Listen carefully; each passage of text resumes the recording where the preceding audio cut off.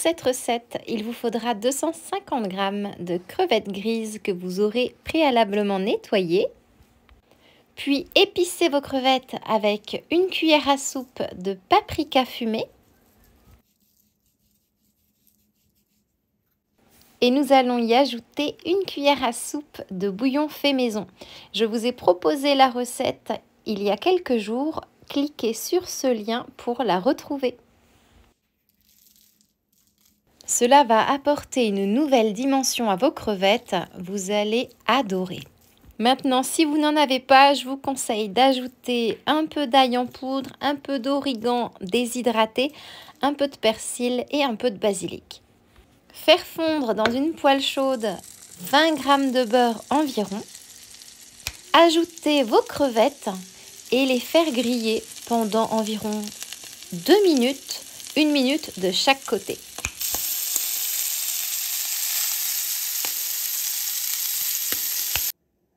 Vos crevettes sont bien dorées, bien parfumées aux épices très chaleureuses. On va les mettre de côté.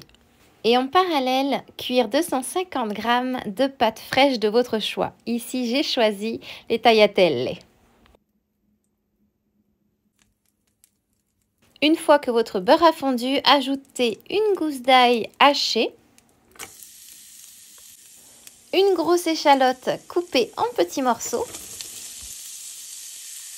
une cuillère à café d'un mélange de sel et de poivre fraîchement moulu et cuire à feu moyen pendant environ 2 minutes.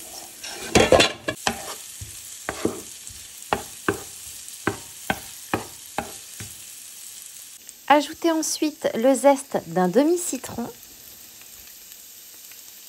puis le jus d'un demi-citron,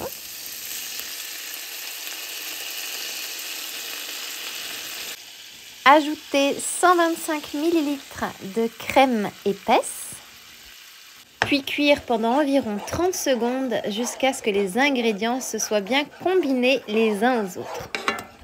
Puis ajoutez vos pâtes fraîches en ayant pris soin de les cuire 2 minutes de moins, sachant que des pâtes fraîches se cuisent environ en 3 minutes. Puisqu'elles vont encore cuire dans la sauce, c'est très important d'obtenir une cuisson parfaite.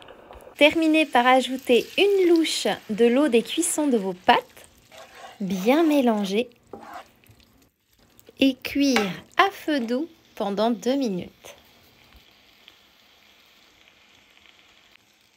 Déposez dans une assiette creuse, ajoutez un peu de basilic fraîchement haché,